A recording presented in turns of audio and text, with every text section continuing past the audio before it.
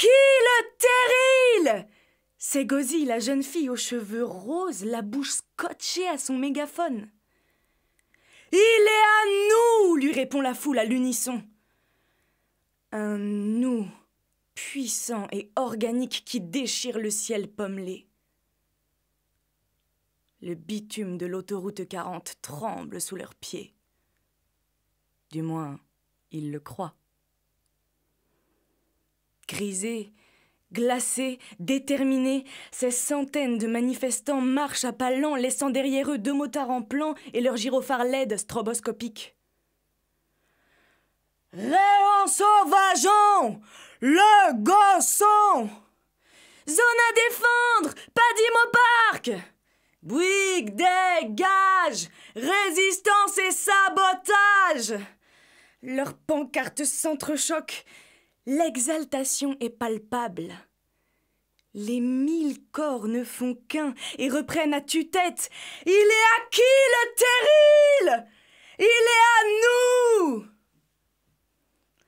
100 mètres plus loin, à hauteur de Liège Airport où stationne un Boeing 737-300 de TNT Express, bourré de fleurs coupées en direct du Kenya, apparaît un mur de chevaux de frise, de boucliers renforcés et de policiers anti-émeutes.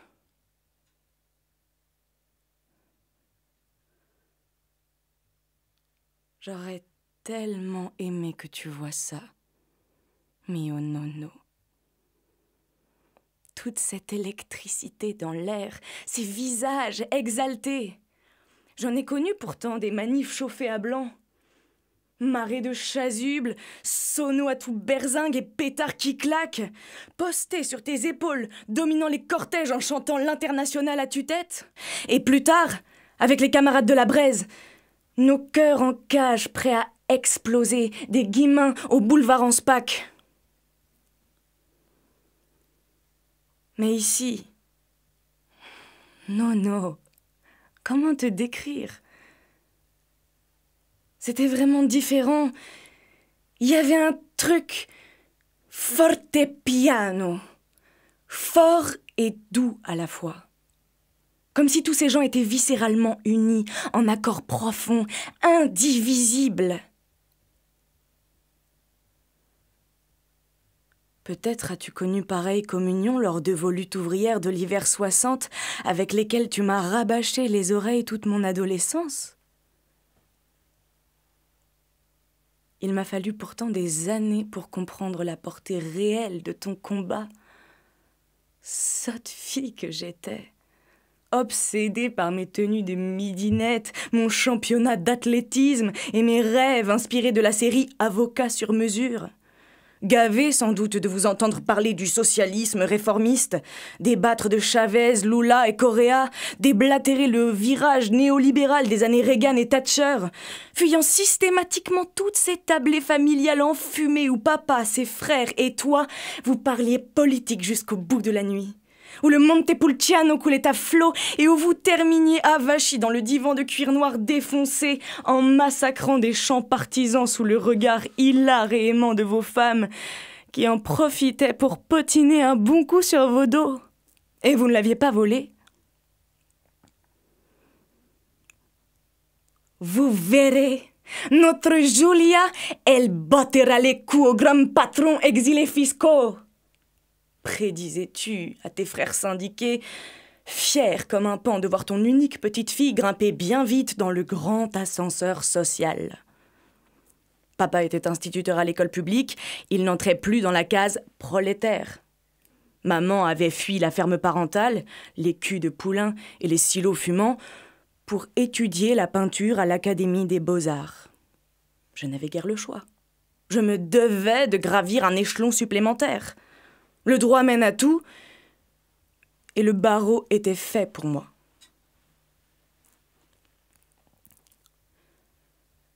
Meriem, ma colocataire, était activiste chez Extinction Rébellion, XR, pour les initiés, un mouvement social écologiste international qui revendique l'usage de la désobéissance civile non violente. Cette histoire de marche pour le gosson, c'était son idée. Sans masse critique, pas de rapport de force. S'il te plaît, Julia, ramène tes fesses. Meriem étudiait la sociologie des organisations à l'université de Liège. Elle était cash, tenace et surtout très persuasive. Après tout, j'en avais ma claque de potasser ce dossier de licenciement abusif chez BNP Paribas. Marcher me ferait du bien. Je l'ai suivi par amitié, mais sans conviction. Car cette histoire de terril en péril, je n'y croyais qu'à moitié. Une vague rouspétance d'écolo bobo, me disais-je. Une de plus. Je les imaginais d'ici, ces végétariens à temps partiel, clients chez Biomarket et donateurs Oxfam avec leur lot de contradictions. Ici, un petit week-end de sport d'hiver à Val Thorens avec Ryanair.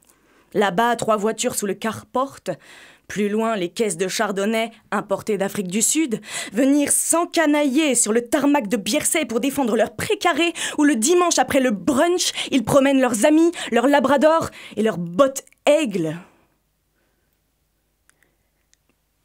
Avec Meriem, nous évitions soigneusement de parler d'écologie. Pour moi, c'était un truc de privilégié.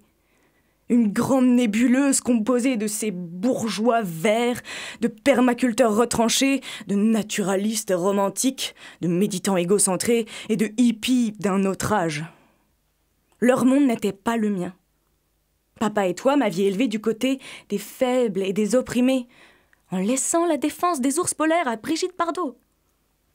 J'avais connu Papy Berthe, pulvérisant à grands jets. Il fallait bien qu'il fasse pousser son colza. Et puis, le vendeur de chez Bayer se montrait très convaincant. Son bétail grandissait avec quelques menus antibiotiques et les défenseurs de chauves-souris et les aubépines, ils ne pouvaient pas les saquer.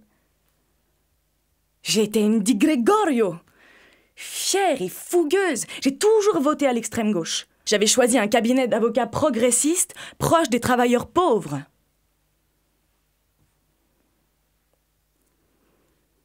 Mais ce dimanche 13 octobre 2018, mon cher Nono, toutes mes certitudes et tous mes préjugés ont volé en éclats, comme un abribus brisé en 1000 pièces par les casseurs de pub. Le gosson allait me prendre aux entrailles. Il deviendrait ma terre de feu, mon schiste intérieur, un brasier de pierreries et d'amour.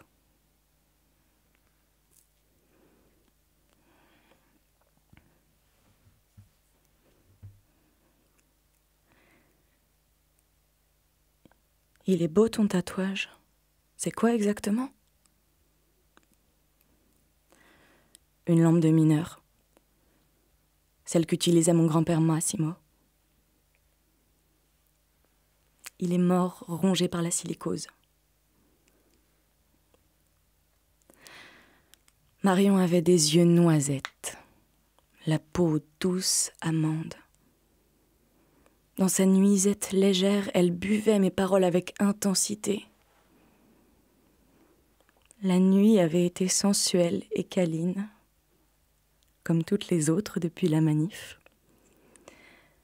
Ce soir-là, nous étions repassés en ville et nous avions bu du gin tonic. Puis nous nous étions revus, un peu, beaucoup, et puis nous sommes tombées amoureuses. Je n'ai rien vu venir. Et ma mère était enfin rassurée, elle qui guettait chacune de mes aventures éphémères. On admire le monde à travers ce qu'on aime, aimait-elle me répéter en citant Lamartine. Elle ne pouvait pas mieux dire. Et quel monde, ma mimouche. Marion était illustratrice pour Enfants Freelance. Elle jouait du piano assise sur un ballon gonflable. Chili Gonzalez, les yeux fermés. Je craquais. Elle vivait dans une ancienne quincaillerie transformée en habitat collectif. C'était le souk. Il y avait des concerts improvisés chaque soir, avec Tariq à la guitare, Manolo le gitan, les sœurs Alma. J'avais 29 ans, elle 5 de moins. Son sourire discret et sa dégaine sauvage ne me lâchaient plus. Au cabinet, au tribunal, en voiture, Marion exerçait sur mes sens comme une emprise magique. Je lui racontais mes affaires en cours, litiges de location, droit de la jeunesse, accidents du travail, asile et régularisation. Elle dessinait pour des magazines français. On cuisinait des tagines. Et on pratiquait la course à pied. 10, 15 kilomètres selon nos humeurs. On slalomait entre les sifflements des caïds à peine pubères, les moutons paisibles du tiers à Liège, les chiens teigneux et les insultes homophobes, genre « Un petit coup de main, les gouinettes ?» C'était tantôt ondoyant, tantôt haletant, mais nous courions toujours, la tête haute, libre comme l'air, amoureuse et gaillarde.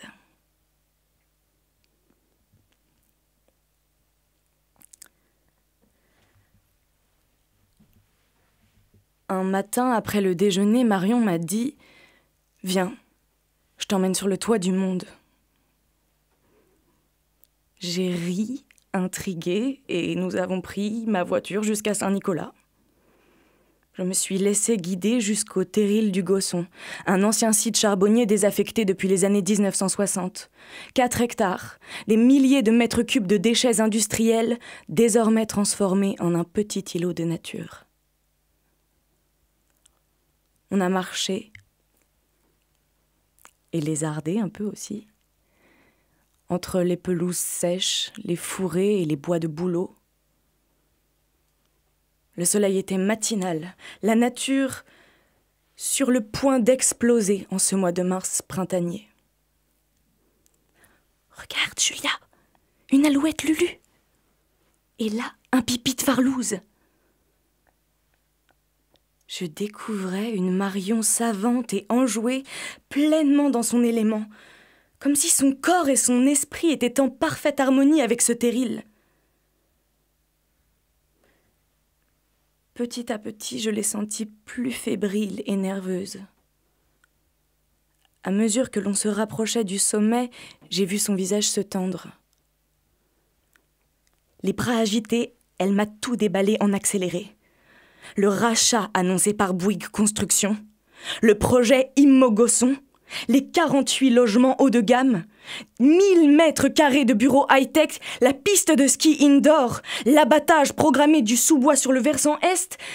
Plus elle parlait, plus ses joues s'enflammaient. Une colère de sourde grondait dans son ventre. Je l'ai prise dans mes bras. Et elle a pleuré à gros sanglots. Avant de tendre l'oreille.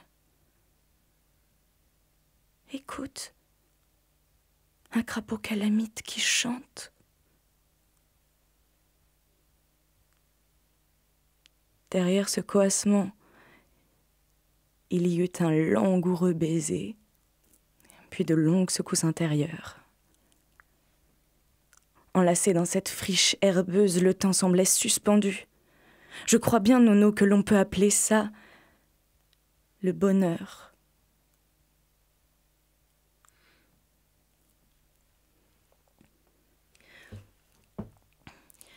Ici, tu as la cabane de faisan.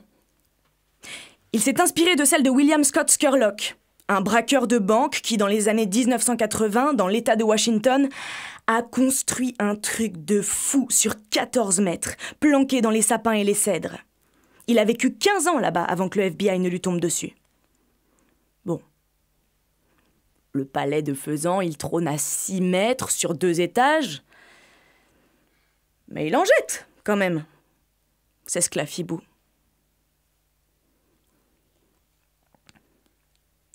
Le vent de mars jouait avec les nuages quand Marion m'a fait visiter la ZAD pour la première fois. ZAD, zone à défendre. J'allais enfin découvrir ce qui se nichait derrière cet acronyme bizarre autrement qu'à travers la soolographie de cet habitué de la Casa Ponton qui m'avait bassiné les oreilles un soir de 1er mai avec tous ces lieux d'utopie concrète où s'expérimentent, soutenait-il fasciné, des relations humaines hors du cash, de la hiérarchie et de l'utilitarisme économique. Pour moi, une ZAD, c'était un truc d'anarcho-libertaire vaguement en révolte qui faisait pousser des chèvres.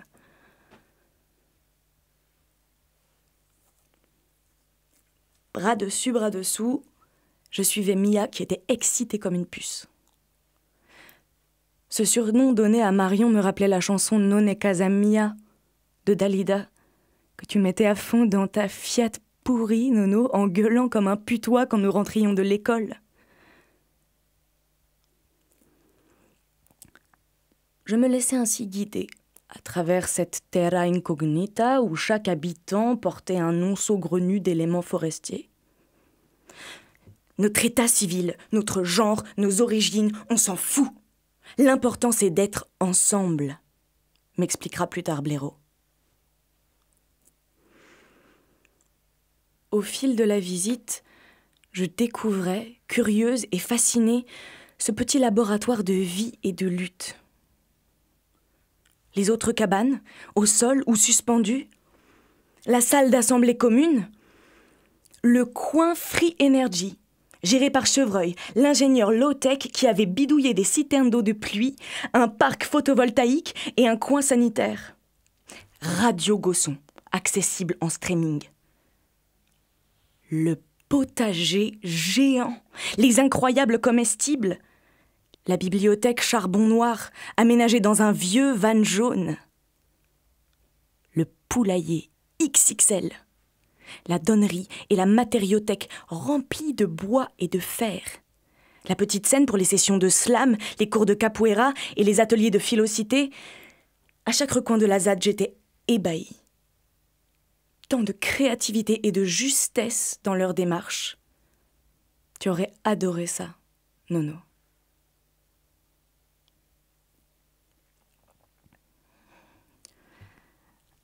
Alors, mademoiselle Karl Marx, me chambrait Marion sur le chemin du retour.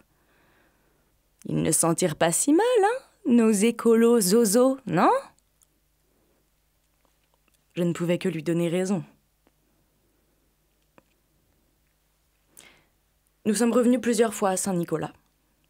Mia en avait viscéralement besoin. Quant à moi, je me suis progressivement attachée aux lieux, aux occupants, à leurs projets politiques horizontaux et autogérés, bluffant d'un bout à l'autre. Une sacrée leçon de gouvernance pour tous les thésards en politologie et autres défenseurs de nos démocraties croupissantes. Plus les semaines s'écoulaient, plus nous passions du temps avec les amis du Gosson. Après mes audiences, on filait à la ZAD. Parfois, on emportait nos baskets et nos shorts pour se faire un petit trail improvisé de part et d'autre du terril.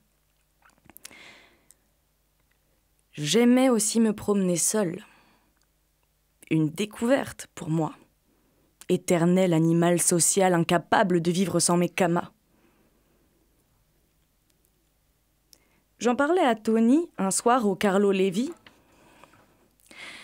Avec son accent wallon, il me dit tout de go en essuyant la mousse de sa duvel dans sa barbe touffue. « Fais gaffe, Joule. Tu vires ta cutie.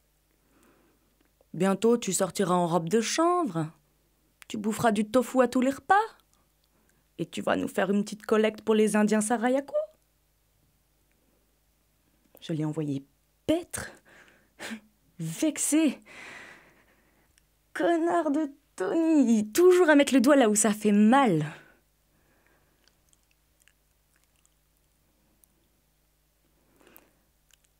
Le samedi, parfois, nous faisions l'amour à la sauvette dans les forêts reculées. On guettait les bergeronnettes et les bécasses. J'aimais aussi m'installer sur la crête pour dévorer un bon roman. Blaireau m'avait conseillé L'Arbre-Monde, une histoire fascinante d'éco-résistants et d'une botaniste au fin fond des États-Unis. Je le dévorais, page après page.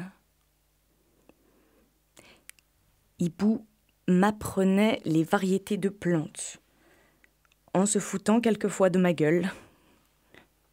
Ce matin, avait-il dit devant une assemblée commune amusée, « Maître Di Gregorio a pris une Crépis foetida pour un pissenlit. » J'avais râlé ferme toute la soirée.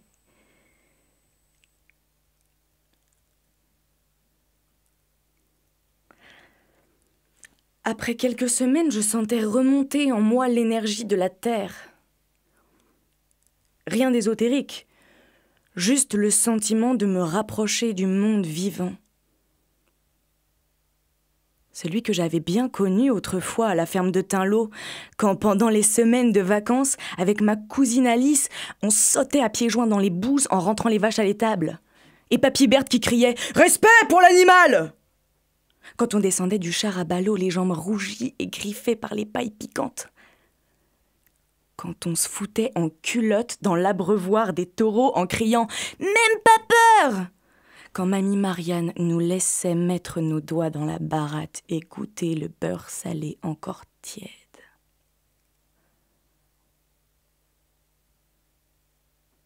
J'avais laissé grandir hors de moi cette part sauvage.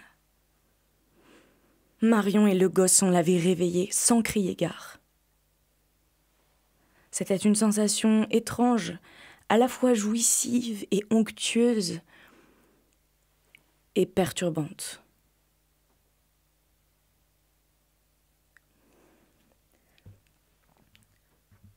Pendant ce temps, à la ZAD, on sentait l'inquiétude grandir. La manif sur l'autoroute avait galvanisé les opposants au-delà du cercle des convaincus. La presse s'était emparée du marché douteux passé entre Bouygues et les héritiers de la société anonyme Charbonnage du Gosson. Les interpellations du collège Échevinel avaient été musclées. Les associations environnementalistes misaient sur un classement en site de grand intérêt biologique. Mais la vérité était là, froide, violente et implacable. Le Gosson ? C'est le terril de Nono. Quand papa m'a dit ça, j'ai failli m'étouffer en avalant mon poisson. Nous nous sommes regardés, Marion et moi, ébahis. « Mais pourquoi tu me le dis seulement maintenant, pas ?»« Tu m'as jamais parlé du Gosson ?» m'a-t-il rétorqué un peu sèchement, comme si il se sentait exclu de ma nouvelle vie. Au dessert, j'étais totalement ailleurs. Après le repas, maman et Marion ont discuté du peintre du buffet et de l'art brut. Je les ai laissées. Elles semblaient affairées. J'en ai profité pour préparer mon audience du lendemain. Mais je n'étais pas dans mon assiette. Nono, dans la mine, au Gosson.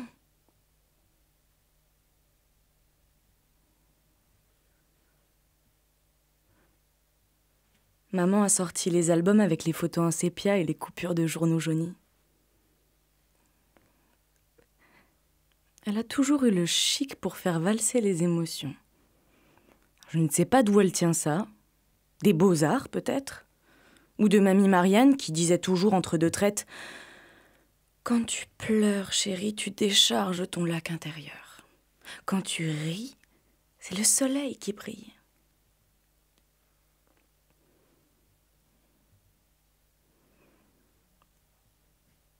Vous étiez décidément très beau, Signor Massimo di Gregorio.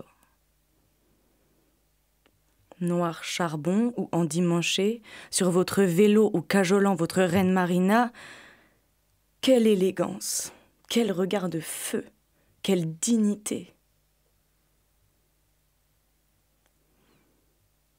Plus tard, Marion m'a fait remarquer que je n'avais cessé de caresser mon tatouage en me replongeant dans nos archives.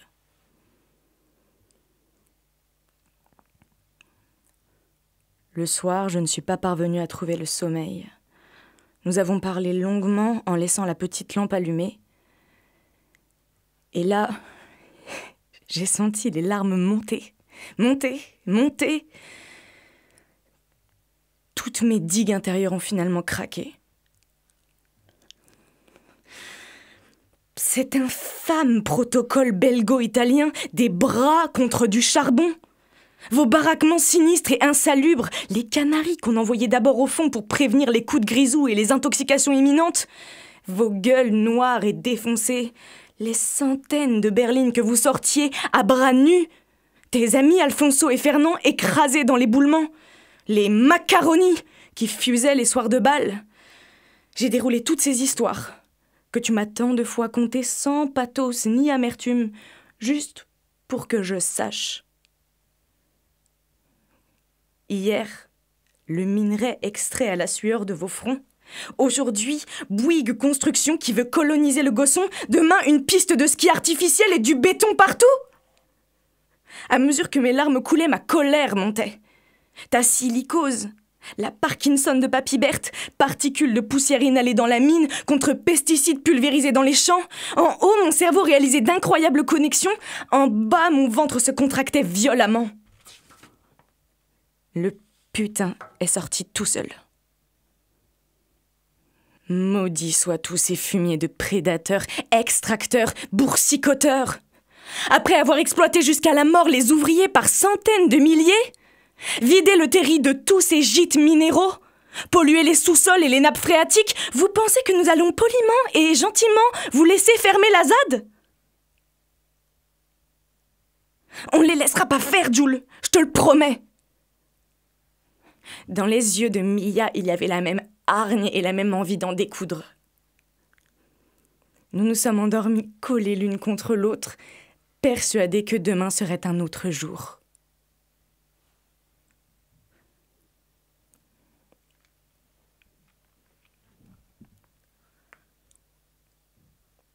Tous les recours sont vraiment épuisés, Julia, conclut tout penaud mon confrère M. Godbille, l'avocat d'Interenvironnement.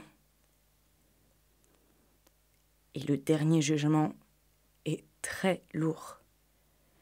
À partir de ce matin, chaque jour d'occupation, c'est 4 000 € d'astreinte à notre charge. On ne peut pas prendre le risque.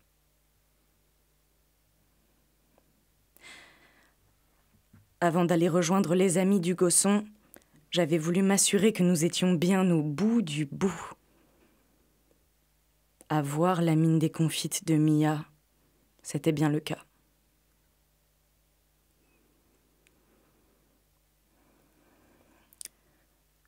À 5h14, nous avons enfilé nos polars et nos pantalons de trekking, vérifié nos sacs, les baudriers, les cordes et les mousquetons que nous avait prêtés Fred, le gérant de la salle d'escalade où je grimpais autrefois. Nous avons roulé entre chiens et loups. Dans la voiture régnait un silence enveloppant. Mia et moi ne faisions qu'une. Nous avons rejoint le campement avec notre barda. Sur le site, on s'étreignait, se rassurait, se motivait. Il y avait quelques visages affligés, de l'effervescence, mais surtout beaucoup de concentration. Les uns s'étaient enchaînés aux arbres, les autres au balcon de leur cabane. Nous étions parés, organisés, disciplinés, prêts pour le combat. Plus rien ne pourrait nous arriver. « Il est à qui le terril ?» a hurlé Chevreuil. « Il est à nous !» avons-nous tonné une dernière fois. C'est nous. Putain, Nono. T'aurais dû l'entendre. Nous avons pulvérisé toute la vallée.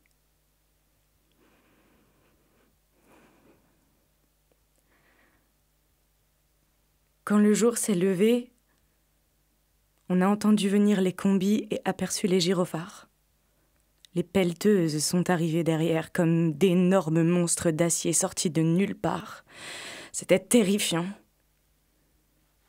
Des dizaines de flics en tenue de combat ont encerclé la ZAD. Nous nous étions hissés, Mia et moi, dans notre arbre, un robinier élancé et drageonnant. À 10 mètres environ, nous avions construit avec l'aide de Tony une petite plateforme d'observation. Chacune dans notre baudrier, nos corps transis, nos mains serrées.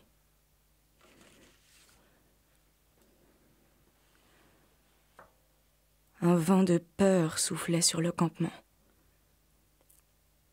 Un haut gradé s'est avancé, un mégaphone à la main. Il était accompagné d'un huissier de justice. « Nous allons procéder à l'expulsion des habitants de ce lieu, comme stipulé dans le jugement ci-contre. » Des bûcherons ont allumé leurs tronçonneuses et découpé sans état d'âme d'abord l'estrade, puis les petits bancs en palette juste devant. J'ai vu Chouette vaciller sur son balcon. C'est comme s'il nous tailladait les jambes et puis les bras.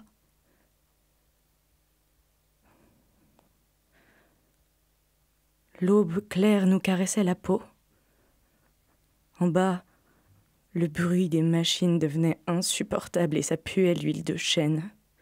Les flics s'engageaient par grappes dans le gosson et les chenilles des bulldozers crissaient sur l'herbe mouillée.